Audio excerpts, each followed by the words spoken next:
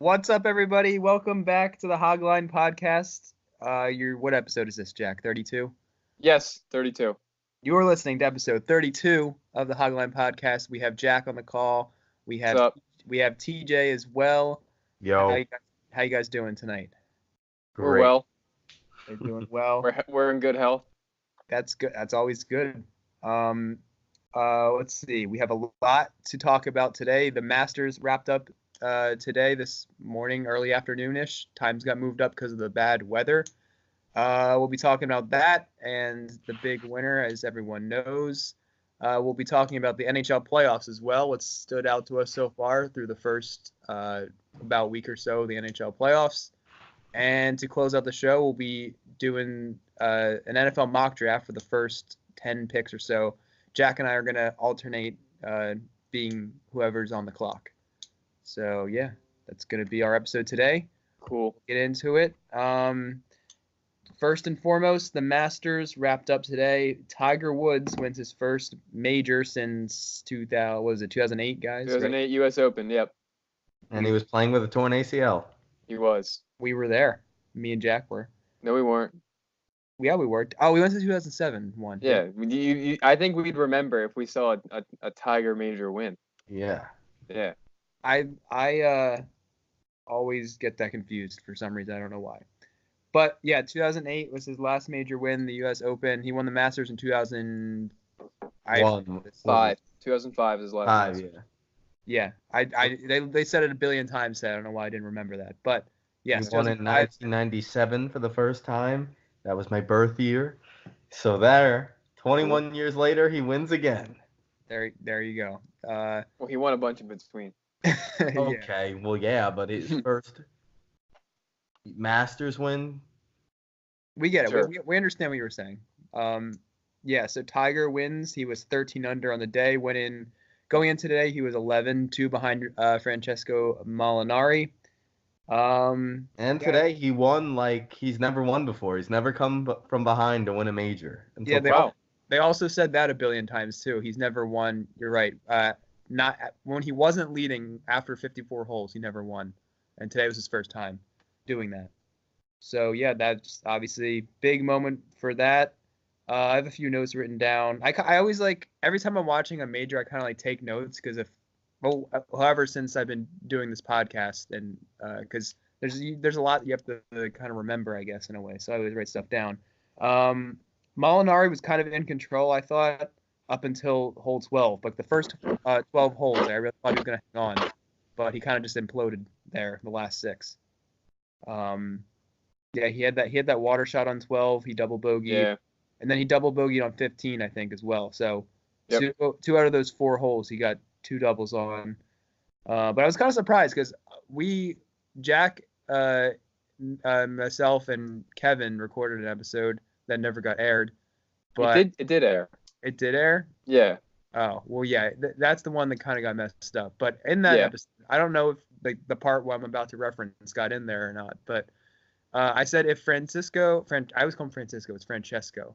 Yeah. If Francesco can get out to like a lead through 54 holes or whatever, I thought that he would be pretty like steady on the final day, and he kind of was for the first 12, but he just choked it away. But Right. Just because he's such a consistent golfer, like was his first 12 holes. He made 1 bogey through the first 66 holes. Exactly. Like that's just like Or on a 2 Sunday. If you have consistency like that on a Sunday, like guys will choke. So like consistency, like Molinari has, is key. yeah, that's what I have another thing written down here. Nick Faldo, who's like he kind of Sir. yeah. He said it best, I think. He said it's kind of like a marathon. Like you kind of just have to hang behind the leaders, and then whoever makes the least amount of mistakes, you just Right. kind of have to wait for everyone else to make their mistakes, and then at like the last home stretch, you kind of have to sneak ahead. And that's pretty much what Tiger did. Like I feel like everyone had their moments where they just kind of they kind of went off the rails for a little bit, but he never. Like if he made some mistakes, it was kind of like minor compared to everyone else. Like he kind of just was always hanging around and he never fell too far behind, which is obviously why he won. Yeah. Yeah, so he played great. The shot I mean, I think the moment where he won it was on 16 when he had the.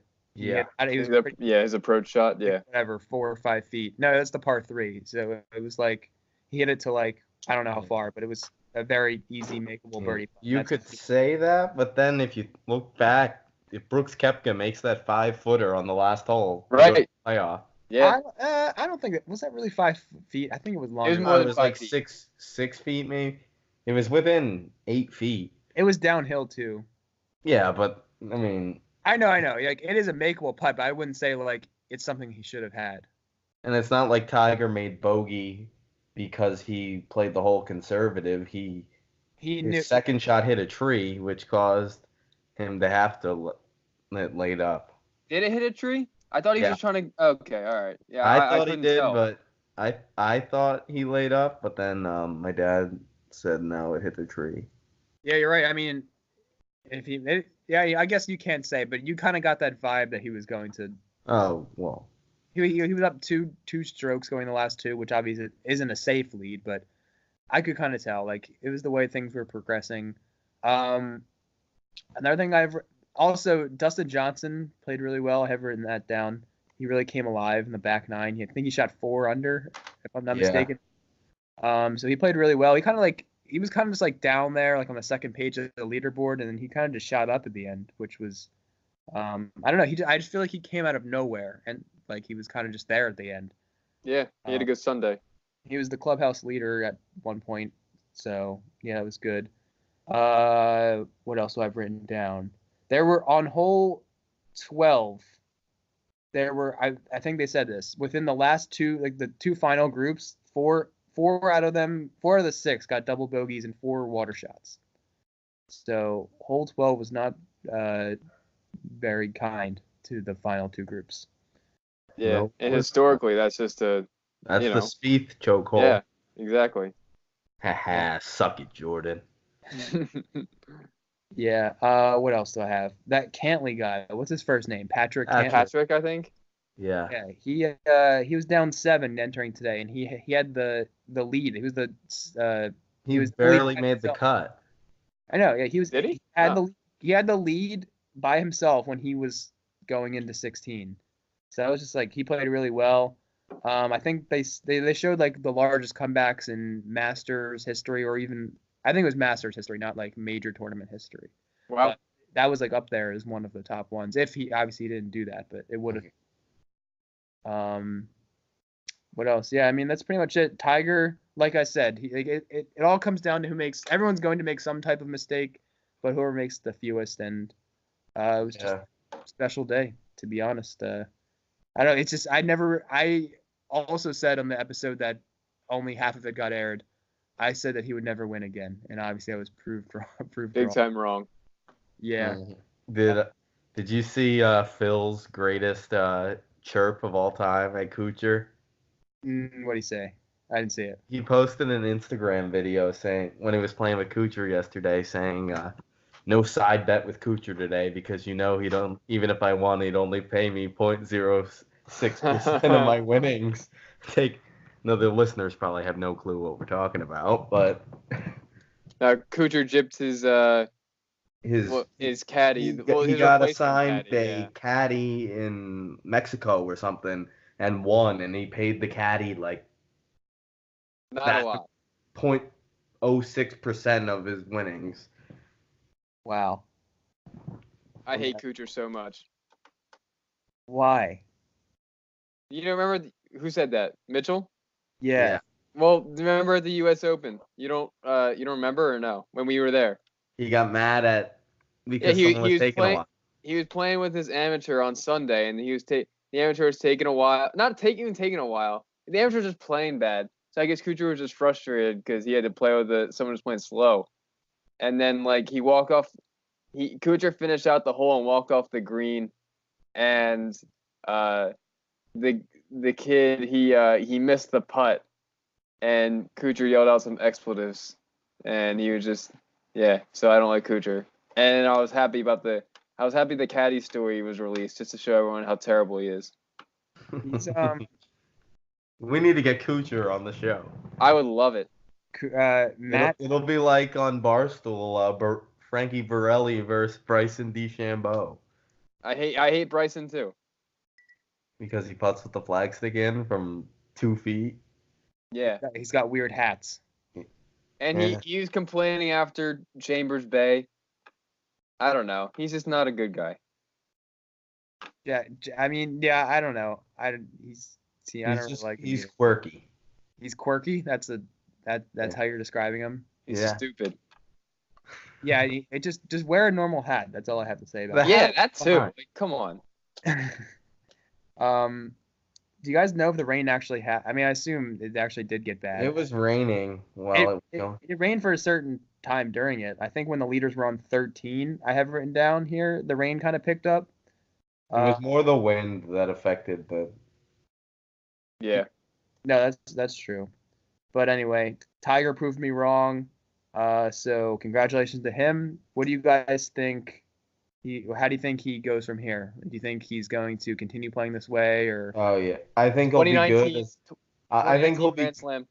Yeah, he'll be. Yeah, he'll be good, as long as his body holds up. Whenever that is, I think the next time he gets hurt, he's done. He won a major again. Like I don't think he's gonna push to come back as hard. That's true. How old? He's 42 or 3? 43, I think. 43. I just think when you have greats like that, I feel like this can kind of translate to any sport. Like at some point or another, like their greatness is gonna shine. Like I don't know. Like when you throw Tiger, even after all this stuff that he's been through, and you throw him into a situation like that, like on Sunday, like approaching leaderboard, I feel like his like overall prowess or like greatness, I don't know what the word I'm trying to look for is, but we'll just allow him to excel, which it did today. And I'm happy for him. Like it's just obviously a great story. Like I bash on the sport of golf a lot, but the golfer inside of me felt for him, and I was actually getting like a little emotional. It was cool. The hug with his kids. Yeah. Yeah, I think all of the golf community kind of rallies around him. The GC loves TW. The what? The golf The community golf loves Tiger community Woods. loves Tiger Woods. Yeah, but yeah, I don't know. You just see like there were so many guys waiting to congratulate him when he walked off. So I really think everyone is rooting for him. I mean, obviously everyone wants to compete against him and beat except Pat Perez. Pat Perez. Yeah. Patrick Reed, what did he finish at? I think he had. I think he shot even. Yeah, not the strongest showing from Patrick Reed, the defending champ, but The defending champ never does anything. yeah. I think Tiger was the last one to repeat. Is he gonna repeat again? How do you put it on yourself? What? How do you put the jacket on yourself? You have to take it off and you just put it back No, on. I don't think it's you. It's not the amateur winner who presents it. I think it's the Jim chairman. Nance? It might What? be the chairman who presents it. If you win back to back, Yeah, I forget. just have Jim Nance do it. Yeah, I think Jim Nance should do it. That'd be cool with that. Yeah. Any other words? That was pretty exciting. I think honestly the moment where it really opened up was like when the leaders got to 12 and like Molinari kind of fell apart. I feel like that's when everything started to intensify. Yeah. So I mean, not that it wasn't exciting before, but like everyone was kind of just like staying where they were in the beginning of the day, and then really things started to progress from there. Yeah. So that was the Masters. The PGA is the next major. It's the first time. Oh, that's right. I forgot. Being played in May. So yeah, it's gonna be fun. So I think I don't know that there's like all 4 of the majors are within like an 100-day span. I think someone said that. I don't know if that's true or not. I don't know where I heard that either, but so it's gonna come pretty quickly. So it'll be a fun summer for golf. Yeah. We're going to move on to the NHL playoffs. We're going to talk about some of the things that stood out to us so far as our 5-ish days, I think, into the playoffs. So, yeah, I guess we can start out this. We can get the elephant. We can address the elephant in the room. TJ's Islanders are up on our Penguins 3-0. TJ was at game 2. Yes, I was. Do you want to tell us a little bit about that and just the whole series in general? Should I start with game one? I guess so. Whatever. Game one was Islanders won 4-3 in overtime. Yeah, that was an exciting game. Probably the Yeah, most that's exciting. been the closest game of the series. Even though most of the series it's been like you wouldn't think it's 3-0, but the Islanders haven't dominated. Every game's been close until the end. Yeah. So, I mean, I think now obviously the Islanders haven't lost 3 in a row all year, and I think they lost to 3 in a row once, but it was 2 shootout losses, so that doesn't even count. So if the Penguins were to come back, it would be ridiculous. And I don't want to talk like it's over because I'm too superstitious. But I had the Islanders winning in 6 before the series started. So we'll see what happens with that. Yeah. No, that's true. Penguins have scored, what is it now, 2 goals in the past 2 games. Yeah, it's bad. Yeah. Uh, I what- feel like all around, Pens have just been not playing well. Obviously, only 2 goals the last 2 games. That's not good. But like even our defensemen aren't playing well. Like as we talked about it before, but Letang doesn't really look great this series. Oli Mata, what game? Yeah. Game 1. He didn't play today. I don't remember if he played game 2, but he hasn't looked good. I didn't notice him game 2. We put in Jack Johnson, who was a healthy scratch in game 1, and he's been fine, I guess. I don't know. Our defensemen, I feel like just haven't impressed me. Obviously, offensively, we're not even putting the puck in the net, and yeah. Yeah, and the Islanders have one of the worst offenses in the league. Right. Yeah, that's what I was gonna ask. The question I was gonna ask you guys is, would you consider the Penguins' offensive struggles more to just the Penguins not producing, like putting enough shots in goal, or would you say that the Islanders' defense and like Leonard are playing well? It's the defense. I mean, it's a both. I mean, Leonard has a .950 save percentage in the series, but the Islanders have been playing playoff hockey all year long. Most of their games they are 2-1 games, and I think the Islanders are now 41 2-2 when they score 3 goals. So the second they get that third goal, it's over. Wow. Yeah. And they were also the number 1 defensive team this year, and so it's not a surprise that they're shutting down one of the best teams. Yeah. And Leo Komarov has 2 more points than Crosby in the series. And most of the people watching this shouldn't know who Leo Komarov is. So yeah, that just that says all you need to know right there. yeah, unless you're a Leafs fan. Yeah. Okay, right. TJ and I have been saying that the winner of this series will be in the Eastern Conference Finals because we think that the Caps are going down to the winner of this series, no doubt. Oh, yeah. Barry Trotz is the reason the Caps finally made it out of round 2 and won the Cup. He got Ovechkin to actually play defense. And yeah. No, you're right. I mean, that's pretty much spot on. And I obviously, for your sake, TJ, but I don't really care about jinxing it for the Islanders. But looks like the Islanders will win this, and I'm excited to potentially see them in the Caps in the second round because, I don't know, I want to see Trotz going against his old team. Yeah, it'd be cool. Yeah, so when's the next game? Next game's on Tuesday, right? Tuesday. Yeah, so we'll see if that's the end. Hopefully, for our sake, the Penguins can keep it alive, but we will see on Tuesday. Probably the biggest surprise in the playoffs is the Blue Jackets. Tonight, the game ended, right, TJ? Yeah, it's over. So the Blue Jackets are now up 3-0 on perhaps the best regular season team ever in the Tampa Bay Lightning. They tied the most wins in a single season for NHL in wins. And they're now down. They find themselves down 3-0 to the Columbus Blue Jackets. Yeah, pretty surprising. TJ always told me the other night, like, imagine putting a $5 bet on the Jackets to sweep. Probably make a lot of money. I don't even know what I wish I knew what the odds were, but you can't go back and find odds. So what do you got? Sure. I mean, I haven't really watched many of these games, but like, what do you think's wrong with the Lightning? What are they doing? What are they doing? Not doing? Well, Columbus they're a better team than an 8 seed to start. They just once they made all those trades at the deadline, they took them a little while to get going, but I don't know. Bobrovsky's finally playing well on defense, in goal. He's finally stopping the puck in the playoffs, and it's just been honestly dominance. The games haven't even been close.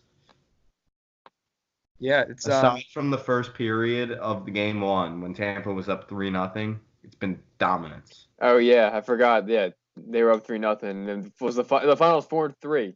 5. Columbus 5. Was there an empty netter? I thought they got an empty netter. If they didn't, Whatever. It was 4-3. You're right. That's just wild. That's a comeback like that. Yeah, and then they beat them tonight, and then I think game 4 is on Tuesday. Yeah, so I'm gonna guess Tampa wins that one, but you never know. It's in Columbus, right? Yeah, it's in Columbus. They've never won a series. Actually, they've never gotten to 3 wins in a series until tonight. Yeah, the new territory for the Blue Jackets. Yeah. Anyway, I don't know. You can kind of see a trend here, like we talked about with the Islanders, and now with the Blue Jackets. If your goalie is playing well, whoever has the hot goalie seems to do very well, and that seems to be that's what it is in the playoffs. And the other series, is it anybody else have anything to say about that? No. Yeah, you can go on. I was going to get into have a series to talk about, but I was going to talk about the Bruins Leafs series because I wanted to talk about that before it started, but I'm going to say what I was going to say had I gotten to say it before it started. Okay, well it's 1-1, right? Yeah, it's 1-1. So it's pretty much like a best of 5 now at this point. Yeah. Yeah, go ahead. The Leafs have 0 chance of beating the Bruins. I wonder why. Why do you think that? I'll give you multiple reasons why. 1, JT's only won 1 series in his career. 1. He is a disease. Oh, yeah. Okay. No, actually, it has nothing to do with JT. They don't beat Boston. It never happens. They were up 4-1 in Game 7 with 5 minutes left in Boston and lost that series. Oh. It's in their head. They're going to lose in 5. So you think the Bruins win 3? Wow. I will eat my words. If they lose in 6 or 7. If the Leafs beat the Bruins, I will eat my words. That's just not going to happen. You can you have to do something if they do, because you seem so confident. I want you to. What should we make them do, Jack? If the Leafs win, I'm not buying a Tavares Leafs shirt. Oh. No. If you want to buy it, I'll wear it, but I'm not. What immediately came to my mind was he used to drink a whole bottle of ketchup. But No, I like the do Tavares that. thing much better. I've seen someone do that. That's disgusting. So if we buy it, will you wear it? Where do I have to wear it? Don't waste money on a jersey. Don't spend too much. No. We'll get next Islanders game you go to. No. I will do that if the Leafs beat the Islanders in the Eastern Conference Finals. Okay, all right, that's a deal. All right, we have made an on-the-air bet. Yeah, and I'll tell you exactly why. Because they ain't beating the Bruins, and they're not beating Columbus probably now, and they aren't beating the Islanders. Oh, I want this to happen so bad. So if the Leafs beat the Islanders in the Eastern Conference Finals. How about I just have to wear it outside the stadium? I'm not going into the building. No, TJ, you're doing this. Leafs, to recap, if the Leafs beat the Islanders in the Eastern Conference Finals and go to the Stanley Cup, the next Islanders game you go to, you have to wear a T-shirt jersey of John Tavares on the Maple Leafs that Jack and I purchased together. And drink a bottle of ketchup. And drink a bottle of ketchup. I'll do the bottle of ketchup if they just beat the Bruins. Okay, all right, fine. If they beat the Bruins, you're drinking ketchup. If all of that other stuff happens, you drink the ketchup and you wear the thing to the game. Okay. Well, so is the other bet, is that if the Leafs beat the Capitals, then I don't have to do it. It's just yeah, the Leafs got to beat the Islanders. They have to beat the Islanders, and then Yeah, the next game after that you go to, you wear the thing. You wear the shirt. Okay, there you go. There you have it, folks. Nice. I agree. I agree with TJ though. I don't think any of that's gonna happen. No, the Leafs will be. They got 3 games left in their season. Yeah, because I didn't release my NHL bracket to the Hog Line fan base, but I have the Bruins winning the Stanley Cup. So I had they will win. The bracket that I did for NHL.com, I had Islanders over Sharks, but that's just because I actually do think the Bruins are gonna win the cup, but I didn't want to enter a pool with a bunch of if you're gonna come in first out of millions of people, you gotta go bold. Yeah, no, I know what you mean. But yeah, I guess. And the Leafs, Nazem Kadri is going to get suspended. He's got an in-person hearing in New York tomorrow. They have a 7 o'clock game at Toronto.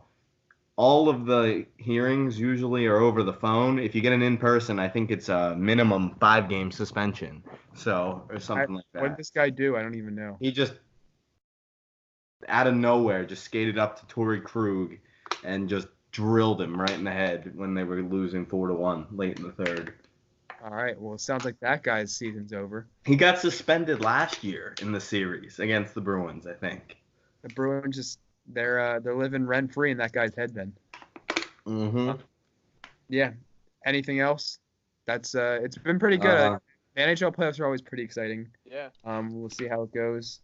Last thing I'm gonna say about that series, I can't wait till the Toronto media just rips into Matthews and Tavares after they lose, because Toronto's not a fun place to play if you're not winning, and they certainly haven't done a lot of that. I'm sure you've wanted that since July.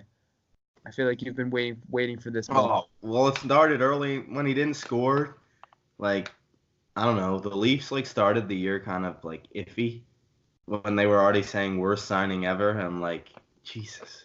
Yeah, no. I think I spoke on the podcast at how it was a joke that they were already saying that. Yeah, that's pretty extreme. Obviously, they still had a good year regardless. They made the playoffs, so they still had a good year regardless. But yeah, we'll see how that goes.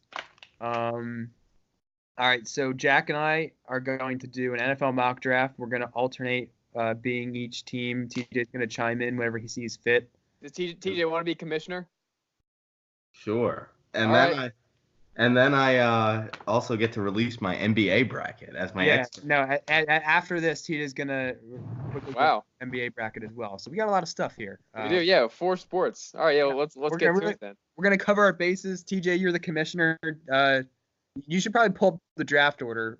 Yeah. So you can go through the thing. But I'm the Cardinals, so you can announce you say the Cardinals are on the clock. We're alternating back and forth, by the way. I don't know if that was said. Mitchell's starting off. So announce the pick, TJ. Go ahead. With the first pick. Well, no, I'm gonna actually say my own pick, but now on the clock, the Arizona Cardinals. Thank you, Commissioner. We have the first pick. I'm the Arizona Cardinals, and this may come as a surprise because all of the mock drafts and all the experts are not projecting this, but as the Arizona Cardinals are going to take Quinnen Williams, defensive tackle from Alabama. I think he's going to be the best player in this draft. I think he is the safest player in this draft. I think he is going to be one of the best run stoppers in the NFL in a few years, and I think he's really good. And obviously in Alabama, I got to see him a lot, and I just think he's going to be the best player in this draft. So that's why I think we should take him as the Arizona Cardinals. Obviously, we're a team with a lot of holes, and I think Williams is going to be really good. So I know a lot of people have us getting Murray, but also I'm a firm believer that Josh Rosen, I still believe in his talent. So I don't really think that Murray will be the best fit for us.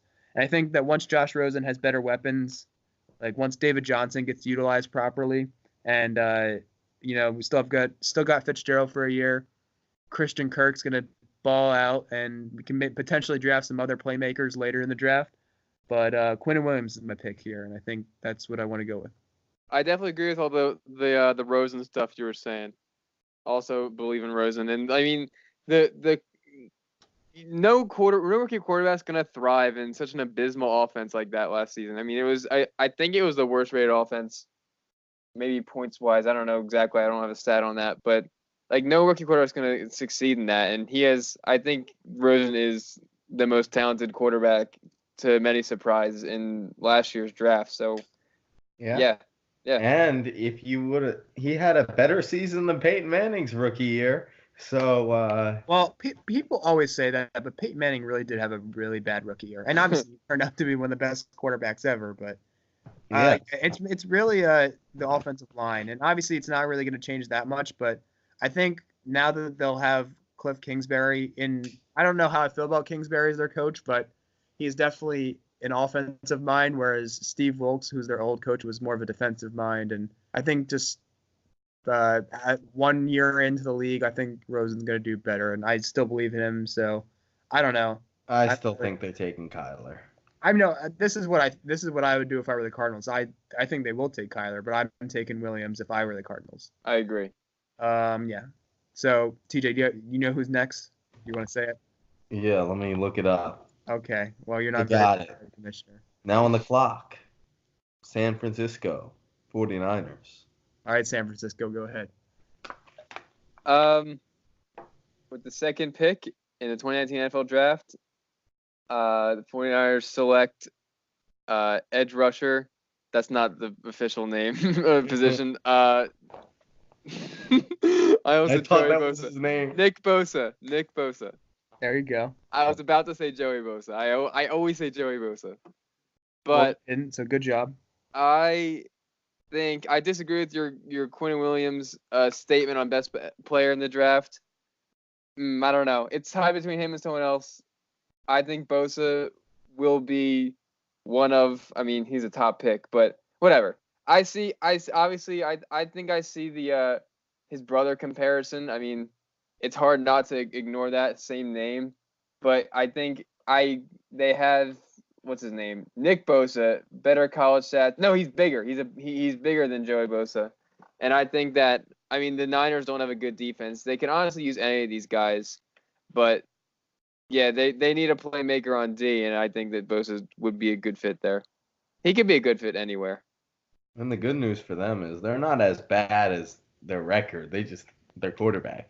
Right, exactly. So, like, bring back Garoppolo and add Bosa or any of these edge rushers. They could be a good team in a division. If the Seahawks, if they lose Russ, the Rams are still going to be good. The Cardinals obviously not great right now. So I mean, who knows? Yeah, that's honestly. Plus, if they don't get him, who's going to stop Chris Carson? Like, yeah, you got to beef up that D line in San Francisco. True. But yeah, if you're the 49ers, you really hope that the Cardinals take Murray, because then you'll have your choice of whoever. Yes. But Bosa seems like a very ideal scenario if he falls to you too. So yeah, I mean, that's a very good pick as well, and you hope that the Cardinals pass on Bosa if you're San Francisco.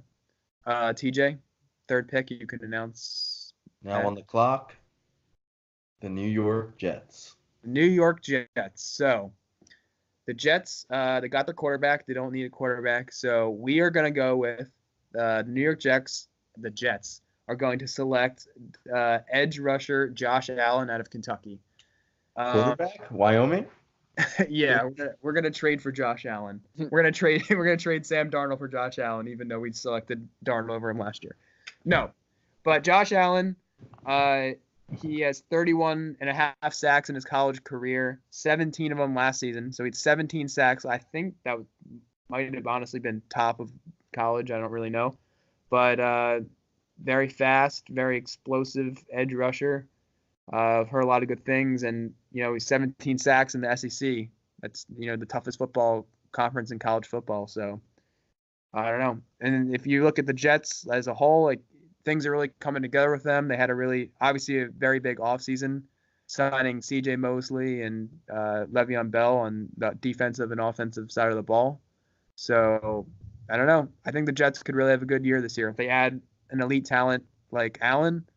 I think they're going to be set. So I think the Jets are not too far off from succeeding. So, and I mean, it's kind of great that they have the third pick because they can just take another elite talent and add it to a team that is already on the rise. So that's what the Jets are doing. We're going with Josh Allen out of Kentucky. Okay. Yeah. Now on the clock, John Gruden. John Gruden, the Oakland Raiders. Take it away. With the 4th overall pick in the 2018 NFL Draft, the Oakland Raiders select defensive tackle Ed Oliver out of Houston. Yeah. So anyway, back to real life for a second. Jack did a project, and you can explain it, Jack. But go ahead. Well, I'm in a sports management class, and one of our project was just we each picked an NFL team, and we just drafted from their position, and it was the best project of my life. And I picked we had the Raiders. Yeah, we went Ed Oliver. Well, okay. In real life, we did a mock trade, where we gave up our 3rd first-round pick, our 2nd-round pick, our 4th-round pick, and we got Tyreek Hill and Emmanuel Ogbah. So that was wild. Was that before or after the broken arm of his kid? It was after, but Oh, you want him now. anyway, back to Ed Oliver, which is who we got in our class in our mock draft. I think him and Bosa are going to be the best players in this draft. I'm leaning on Ed Oliver now over Bosa, and me and Mitchell were kind of debating whether Quinn Williams or Oliver is the better D tackle, and I'm leaning Oliver now, and I'm gonna tell you why. Statistically, on a per game basis, Oliver has more tackles for losses, sacks, and just total tackles in general. I mean, I understand that Williams comes from Alabama. That's a more loaded defense, and his stats will naturally be deflated. But I just still think that Ed Oliver, if you look at their body types, is just more athletic. I mean, I'm not trying to knock Williams too much. He's going to be great. And I really like these after the combine, this Aaron Donald comparison to Ed Oliver. I really like the comparison. They have very similar combine stats, similar college stats, even though Oliver does edge out Aaron Donald college stats anyway. Same size coming out of the combine. I really like Ed Oliver. He's my pick, 4th overall. Yeah, he if you looked at mock drafts before the season started, he was going like number 1. So yeah, and I don't know why he slid. I mean, a lot of mock drafts have him like going like on the outside of the top 10. So I think he's an elite talent. So I could definitely see him going top 5, and I don't think that's a bad pick at all at number 4. Yep. Yeah. So TJ, Can I take a moment to just roast Antonio Brown now that we're talking about the Raiders? Yeah, go ahead, real quick. You got 30 seconds. He's a me player. He sucks. He's selfish, and I really hope the Raiders mess up this pick so that he's miserable there. I couldn't agree more. Yes. That's all I want to say. Oh, one more thing. You suck, AB. There you go. Cool. I had to hold back. You're always welcome to roast AB. We never have a problem with that. Go ahead. Next team, TJ. Now on the clock, Tampa Bay Buccaneers. Yeah, so I'm the Tampa Bay Buccaneers, and the Buccaneers, 5th overall, going to select Montez Sweat, edge rusher from Mississippi State. If you watched the Instagram video I made a week and a half ago on the Giants, I think that I talked about the Giants potentially drafting him, and I talked about how he potentially might drop in the draft because of a heart condition that he has, the team's discovered. But I'm not really worried about that here because this guy is tall, he's big, and he can run a 4.40. So that's not really, I don't know. I'm not really too worried about his heart condition. I'm willing to take that gamble because I think that he can be a special player. And the Buccaneers obviously don't really have the best defense, and they need all the help they can get. And I think their offense is going to be good because it's in good hands of Bruce Arians, who's just going to, I think, kind of reinvent Jameis Winston. I think Jameis is going to have a good year. So I think the offense is going to be in good hands. I wasn't really thinking of any offensive players here at this pick. And I just think Sweet's going to be really good. And I have no problem taking him here at 5. Good pick. So far we have all defensive linemen go in the top 5. We have 3 edge rushers and 2 defensive tackles. So that's just something interesting to note. So loaded on the obviously D line this year. Yeah, this is definitely a year to get your edge rusher, your franchise, guy to get after the quarterback. Yep. Go ahead, TJ. Announce the next team. Now on the clock, New York Giants and Jack. I'm just telling you, don't do it. Don't do The it. 6th overall pick, the New York Giants select Dwayne. No. I'm kidding. Not Dwayne Haskins. Not Dwayne Haskins. Russell Wilson. The Giants select Devin White. Oh, I like it. Yeah. I think he's just a sideline to sideline defender. He's just like, I think he's the best. It's not really okay. It's kind of close. Devin Bush is good, but Devin White is gonna be a star in the NFL. Athletically, he impresses me, and the Giants, they need help on defense. Their interior linebackers, what they have, I looked it up. Ogletree and another guy I don't even think I heard of. Oh, his name was B.J. Goodson. I don't know if we know much about him, but I think they could definitely use a guy like Devin White.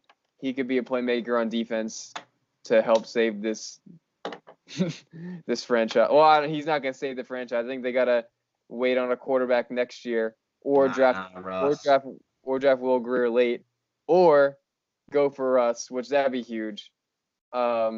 Anyway, Devin White, that's my pick. Yeah, Devin White is very smart football player, and I think that he can be. I really like him too. I talked about him in the Instagram video because I really did a lot of research on what the Giants should do. But if he's there at 6, I am very happy if the Giants select him if I'm a Giants fan. Go ahead, TJ. 7th. I'm on the clock. Tom Coughlin and the Jacksonville Jaguars. Yeah, so I'm Jacksonville. I noticed that all these quarterbacks are slipping here in the draft, in our hypothetical draft here.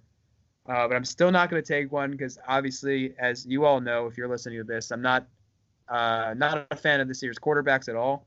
And we just signed Nick Foles to a big contract, so we're going to see how he rolls. Dare I say it? Yeah, BDN. Yeah, that's what I was going to say. Threw him a lot of money, and he's going to be our guy, at least for the time being. So I'm really looking at what the Jaguars are trying to establish as their identity as a team. And I think hopefully they're going to get back to running the ball with Leonard Fournette. I know he's had some injury concerns, but in order to protect him, we're going to beef up that O-line. So without further ado, the Jacksonville Jaguars are going to select offensive tackle Andre Dillard out of Washington. I think he's the best offensive lineman in this draft. Scouts are really high in his pass blocking ability, and they're saying that he's the best pass blocker in this draft. So they're going to protect Foles and hopefully just pave the way for Fournette as well. And also, shout out to Jake from Dirty Dozen. He also really likes Dillard, and I trust Jake's opinion because I feel like he's done a lot of research too. So that's why I went with Dillard. So yeah, there you have it. Andre Dillard at number 7.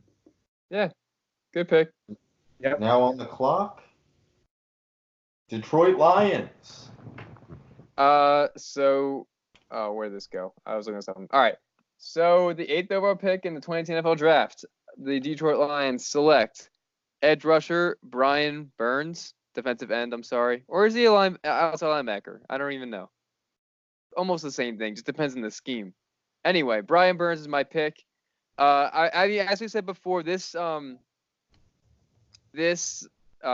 draft class is loaded with DNs, pass rushers, people to get the quarterback.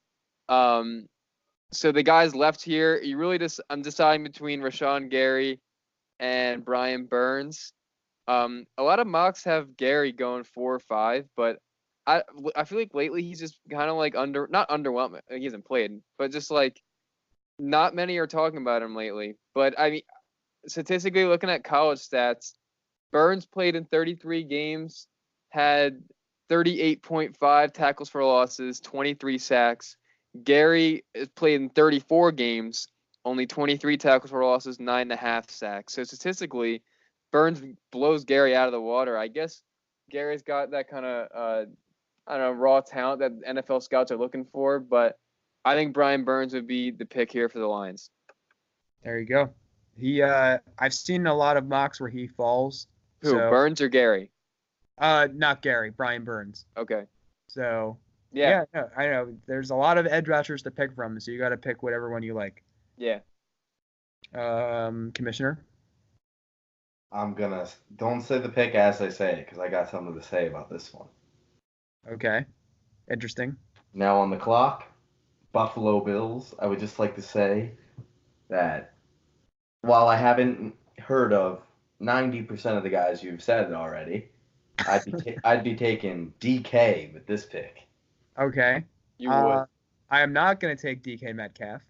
They need to get Josh Allen some help. Well, funny you say that, because I am actually going to give him some help here. With the 9th pick in the draft, the 2019 NFL draft, the Buffalo Bills select tight end from Iowa, TJ Hawkinson. Awesome to get drafted. What a feeling. Yeah, so I really like Hawkinson. He's drawn a lot of comparisons to George Kittle, who also went to Iowa. He's big. He can block really well, which is something that tight ends really it's kind of a lost art among tight ends in today's NFL game. Andrew Kim, Hines Ward is a great blocker. Yeah, no, blocking is important. TJ Hawkinson I think he's just going to be all around really good. And like you said, Josh Allen needs some help. He needs some weapons out there. And you got a guy that can run in the middle of the field and give him some short underneath routes. We all know that Josh Allen has some accuracy issues, so maybe Hawkinson can give him a nice big target in the middle of the field. So I don't know. I think that's a good fit for the Bills. All right. Cool. Please pass on Dwayne again, Jack. We want him to go undrafted. That's my dream. Undrafted? Yes. If he's sitting there in the 7th round, I hope the Steelers get him. In this mock. Oh, okay. I thought you meant in the whole draft. Well, that would be a real dream. But okay. All right. Now on the clock, John Elway. Yeah. So with the 10th overall pick in the 2019 NFL Draft, the Denver Broncos select Jawan Taylor, offensive tackle, offensive tackle, out of University of Florida. So situationally, the Broncos, they don't need an edge rusher. I mean, they got Chubb and Von Miller on both sides, so I feel like they're pretty set there. Even though Gary, he's not going to go draft in this, is he? No one picked Gary. No. Okay. Rashawn Gary. But anyway, I think that they could use an offensive lineman. I did read it. This was one of their draft needs. I think any team could use help on their offensive line. It's such like an underrated part of an offense. Even better offensive line is going to help second-year running backs, Philip Lindsay, Royce Freeman. And if they decide to stick with Flacco, I mean, he's going to need some protection. I do think, none of these quarterbacks impress me too much. I think Will Grier is worth the stock that he's like the value that you're gonna get. So I think he's something that maybe a team like the Broncos should target if they're looking for like a longer term quarterback. But that would be later rounds. He's definitely not. I just realized that in your mock draft, you didn't have Kyler getting in the top 10, and he's gonna be the first pick. Yep. I think if your situation played out where they didn't take him, I think someone would trade up to get him. Well, yeah, obviously quarterbacks are always going to be overpriced, but it's just that we're not very high in the quarterbacks. So that's just like I said, Dwayne should go undrafted. He sucks. Yeah. Yeah, so that is going to round out our top. Wait. Bonus question. Okay. Where does DK Metcalf or whatever it is get drafted? I got him at 17 to the New York Giants. Are you saying where I think he's going to get drafted? Yeah, I'm saying 17 New York Giants. I think he'll go Or the Bengals. I think he'll go in between picks 15 and 20, if I had to guess. Yeah, So- I think he'll go around there. I wouldn't get him in the first round. Yeah. Wow. He's your Dwayne. And yeah, anyway, one word in the Denver Broncos. I've been reading and hearing that John Elway really likes Drew Lock, so I really think they're going to get him. Yeah, true. Yeah, we know how Flacco loves to be around young quarterback. Yeah, doesn't seem very willing to help. No, he's not good. He's a bad guy. He's an Antonio Brown. There you go. Yes. So I'm just going to read off what we did.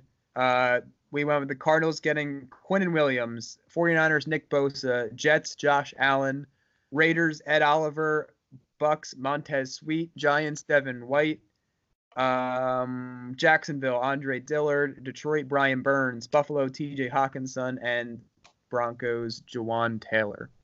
So that's our mock draft here at the Hog Line Podcast. The draft is in a week and a half, next Thursday, April 25th, and it's going to be a fun night. Yep.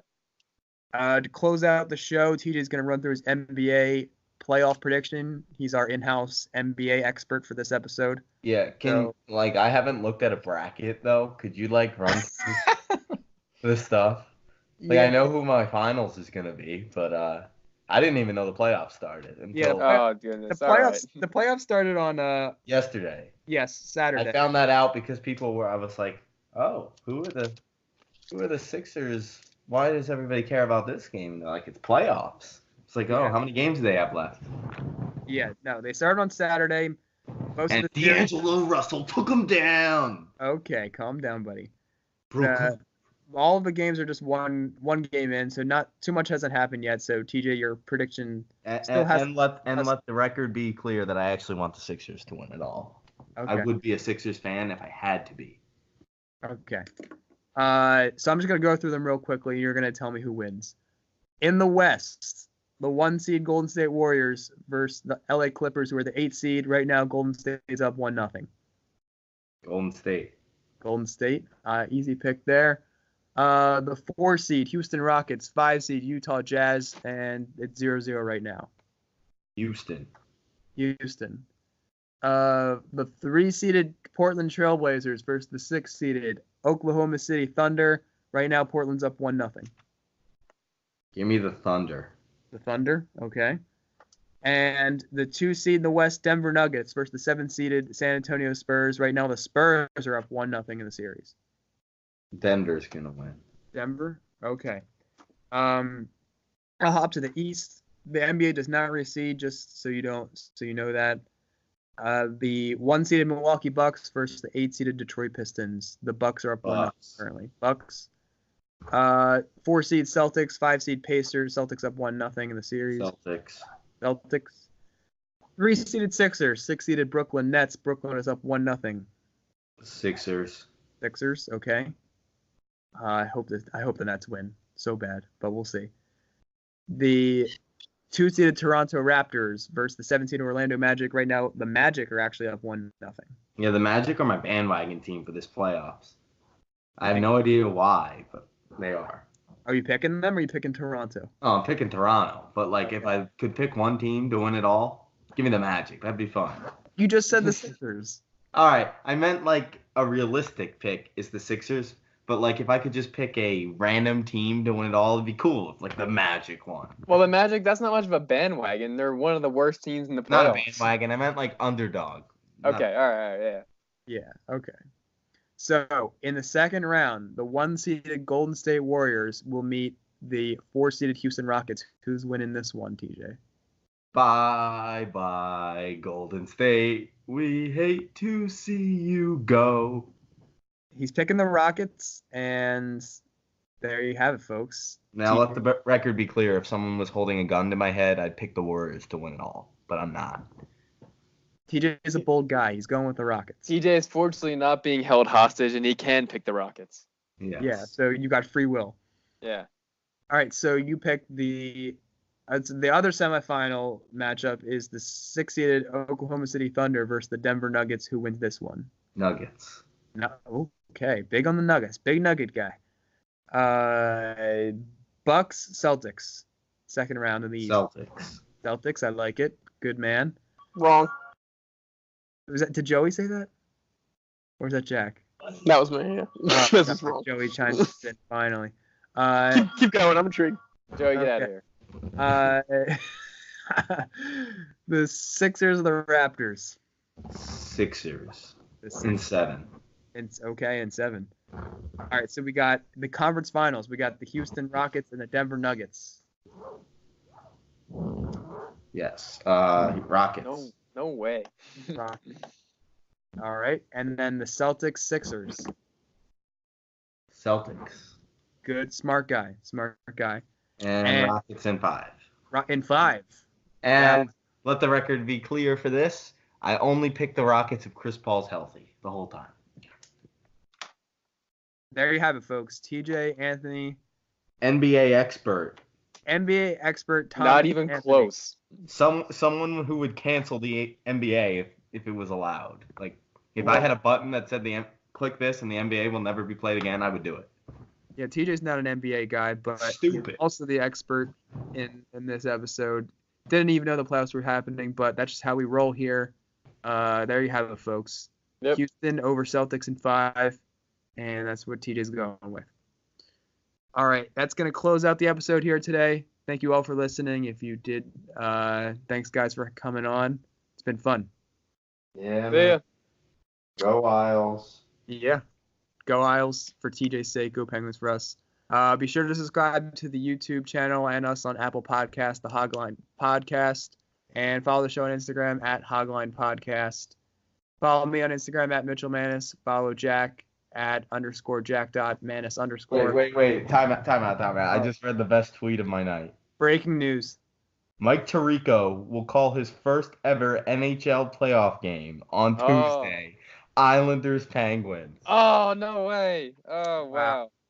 There you have it, folks. Breaking news right at the end of the episode here. Mike Tirico announcing his first NHL playoff game. Follow us on Instagram, folks, and have a good night. Yep.